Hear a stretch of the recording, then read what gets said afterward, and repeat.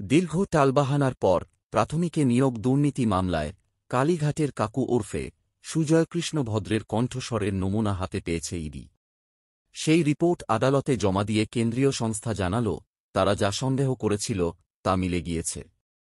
তবে কোন কথোপকথনের সঙ্গে কণ্ঠস্বরের নমুনা মিলিয়ে দেখা হয়েছে তা স্পষ্ট করা হয়নি। যদিও ওই কণ্ঠস্বর নিয়ে রিপোর্টে সন্তুষ্ট হতে পারেননি কলকাতা হাইকোর্টের বিচারপতি অমৃতা সিংহ। ইডির রিপোর্ট সংক্ষিপ্ত বলে অসন্তোষ প্রকাশ করেছেন তিনি। প্রাথমিকে নিয়োগ দুর্নীতি মামলার তদন্ত করছে ইডি। সেই মামলায় তদন্তের অগ্রগতির রিপোর্ট বুধবার আদালতে জমা দেওয়ার কথা ছিল। ওই তদন্তের সূত্রেই কাকুর কণ্ঠস্বরের নমুনা পরীক্ষা করার নির্দেশ দিয়েছিলেন বিচারপতি সিংহ। সম্প্রতি ইডি সেই রিপোর্ট হাতে পেয়েছে। বুধবার আদালতে তা জমা দেওয়া হয়েছে। রিপোর্ট দিয়ে ইডি জানায়, তারা কাকুর কণ্ঠস্বর নিয়ে যে সন্দেহ করছিল তা মিলে গিয়েছে। সেই সন্দেহের সপক্ষেই রিপোর্ট এসেছে।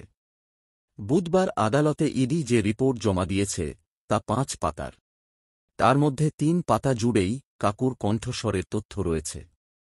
বাকি 2 পাতায় ছিল এই মামলায় ইডির সার্বিক তদন্তের রিপোর্ট। এতেই বিচারপতি অসন্তোষ প্রকাশ করেন।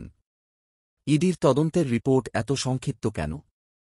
প্রশ্ন তোলেন বিচারপতি সিংহ। আদালতে ইডি যে রিপোর্ট জমা দিয়েছে তাতে শেষ 2 পাতায় সুজয়কৃষ্ণের সূত্রে এবং প্রাথমিক মামলায় সার্বিকভাবে এখনও পর্যন্ত ইডি কি সম্পত্তি বাজেয়াপ্ত করেছে তার হিসাব দেওয়া হয়েছে। মোট 134 কোটি টাকার সম্পত্তি বাজেয়াপ্ত করার কথা জানিয়েছে কেন্দ্রীয় সংস্থা।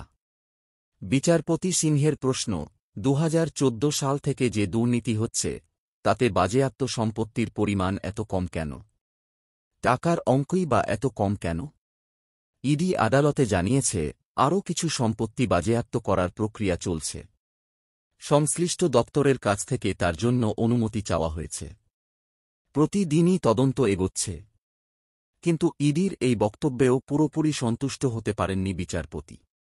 ইডির হয়ে আদালতে এই মামলাটি লড়ছেন আইনজীবী ধীরাজ ত্রিবেদী। এছাড়া মূল মামলাকারীদের আইনজীবী হিসাবে ছিলেন ফিরদৌস শামীম এবং সুদীপ্ত দাশগুপ্ত। আগামী 12 জুন এই মামলার পরবর্তী শুনানি। উল্লেখ্য, বুধবার ইডির পাশাপাশি সিবিআইও এই সংক্রান্ত একটি রিপোর্ট মুখবন্ধ খামে আদালতে জমা দিয়েছে। সিবিআই আবার পৃথকভাবে জেলে গিয়ে সুজয়কৃষ্ণকে জেরা করার আবেদন জানিয়েছে কলকাতার বিচার ভবনে। নিয়োগ মামলাতেই জিজ্ঞাসাবাদের অনুমতি চেয়েছে তারা।